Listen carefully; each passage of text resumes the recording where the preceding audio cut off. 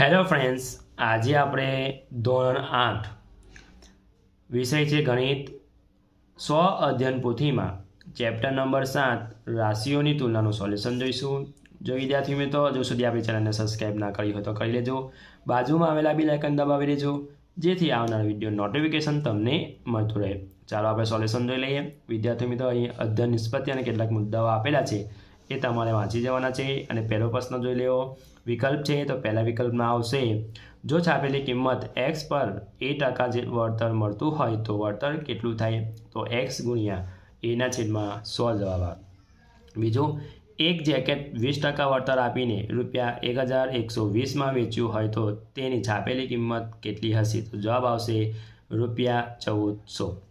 ત્રીજું, 100 - 300ના 20%ના 40% બરાબર કેટલા થાય, તો જવાબ આવશે B 16।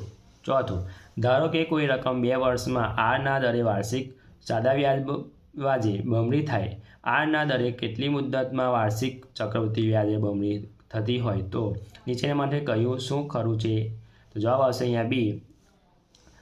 પાંચમું, મુદ્દત ₹50,000નું 4% વ્યાજના દરે 2 વર્ષની મુદ્દત વાર્ષિક ચક્રવૃદ્ધિ વ્યાજ શોધો, જવાબ આવશે અહીંયા B 4880। બીજો પ્રશ્ન, ખાલી જગ્યા પૂરો, તો પહેલી ખાલી જગ્યામાં જવાબ આવશે 1000। પ્રશ્ન નંબર 3 સૂચના મુજબ કરો। સાતમું, વળતર ટકામાં શોધો। પહેલું અને બીજું આપણે પહેલું જોઈ લઈએ। છાપેલી કિંમત ₹650 અને વેચાણ કિંમત ₹562.50, તો એના કેટલા ટકા થાય, તો 10% થાય। તો આપણે જોઈ લઈએ, પહેલું જોઈ લઈએ તે કે છાપેલી કિંમત ઓછા વેચાણ કિંમત એટલે વળતર કિંમત મળી ગઈ આપણને ₹62.5, તો વળતરના છેદમાં છાપેલી કિંમત ગુણ્યા 100, તો 62.5 છેદમાં 650 અને ગુણ્યા 100, તો આપણે સાદુરૂપ આપતા તો 10% આવશે। હવે બીજું જોઈ લઈએ, વળતર બરાબર છાપેલી કિંમત ઓછા વેચાણ કિંમત, તો વળતર કિંમત આપણે છાપેલી કિંમત છે 900 ને વેચાણ કિંમત છે 873, તો વળતર આવશે ₹27, તો વળતરના છેદમાં છાપેલી કિંમત ગુણ્યા 100, તો 27ના છેદમાં 900 ગુણ્યા 100 સાદુરૂપ આપતા તો 3% આવશે।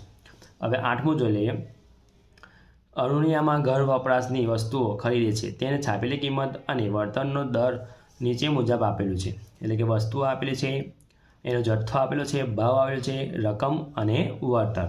પહેલું છે લોટ, તો ₹100 એ વળતર 16, તો ₹200 એ કેટલા, પ્રશ્નાર્થ ચિહ્ન એટલે 200 ગુણ્યા 16 છેદમાં 100, તો જવાબ આવશે અહીંયા 32 આવશે રૂપિયા। હવે લોટની ચૂકવણીની કિંમત 200 - 32, તો ₹168 થશે। હવે આવશે પાવડર, તો ₹100 એ વળતર 22.10, તો ₹371 એ વળતર એ કેટલું, પ્રશ્નાર્થ એટલે 373 ગુણ્યા 22.10 છેદમાં 100 સાદુરૂપ આપતા તો ₹81.99 થશે। એટલે પાવડરની કિંમત ચૂકવણીની કિંમત હશે 371 ઓછા 81.99, તો ₹289.01। ત્રીજું, ફરસાણ આવશે તો ₹100 એ વળતર 18.30, તો ₹153 એ વળતર કેટલું, 153 ગુણ્યા 18.30 છેદમાં 100, તો 27.99 એટલે આપણે ₹28 ગણીએ। તો ફરસાણની ચૂકવણીની કિંમત 153 ઓછા 28 એટલે ₹125, એટલે કુલ ચૂકવેલી રકમ 168 વત્તા 289.01 વત્તા 125, તો સરવાળા કરતા તો કુલ રકમ ચૂકવેલી રકમ 582.01 હશે। નવમું, એક સંખ્યાના 2% અને 5%નો ગુણાકાર 211.60 હોય તો તે સંખ્યા અડધા થાય, તો જવાબ આવશે A 230। 10મું, પરીક્ષામાં પાસ થવા 33% ગુણ જરૂરી છે, રાજુએ 25% ગુણ મળતા 38 ગુણની નાપાસ થાય તો પરીક્ષામાં કેટલા ગુણ હશે, તો જવાબ આવશે C 600। પ્રશ્ન નંબર 1 યોગ્ય વિકલ્પ પસંદ કરો। તો પહેલા વિકલ્પમાં જવાબ આવશે C, બીજામાં આવશે A, ત્રીજામાં આવશે A, ચોથામાં આવશે A। પ્રશ્ન નંબર 2 જોઈ લઈએ। પાંચમું, એક સેલમાં ₹5400ની કિંમતે એક ઘડિયાળ ₹4500માં મળે છે, તો કેટલા વળતર ગણાય, તો વળતર બરાબર 5400 ઓછા 4500, તો ₹900 થયા, તો ₹5400 એ વળતર 900, તો ₹100 એ વળતર કેટલું, તો 900 ગુણ્યા 100 છેદમાં 5400, તો તો જો સાદુરૂપ આપતા તો 50/3% આવશે.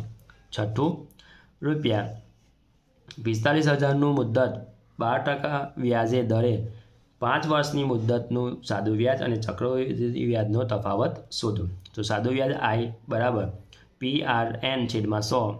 પીની કિંમત થશે 45,000 ગુણ્યા આરની કિંમત થશે 12N5/100. તો જવાબ આવશે 27,000 રૂપિયા થશે. આ સાદું વ્યાજ. હવે આવશે ચક્રવૃદ્ધિ વ્યાજ. તો A ઓછા P કૌંસમાં 1 + R/100 આખાની n ઘાત. તો 45,000 કૌંસમાં 1 + 12/100 આખાની 5 ઘાત. તો 45,000 ગુણ્યા 112/100 આખાની 5 ઘાત. તો 45,000 ગુણ્યા 1.76 79,305.38 આવશે. હવે I2 ઓછા A ઓછા P. તો આપણને તફાવત અહીંયા જોઈએ છે. I2માં જવાબ આવશે 34,305.38. તો તફાવત I2 ઓછા I1.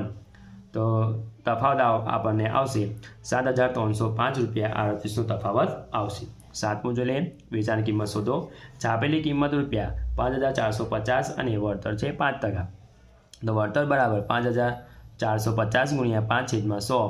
તો આપણને વળતર મળશે 272.5.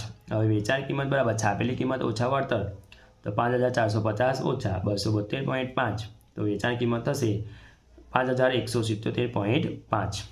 જો વિદ્યાર્થી મિત્રો અમારો વિડીયો ગમ્યો હોય તો લાઇક કરજો, તમારા ફ્રેન્ડ સાથે અચૂકથી શેર કરજો.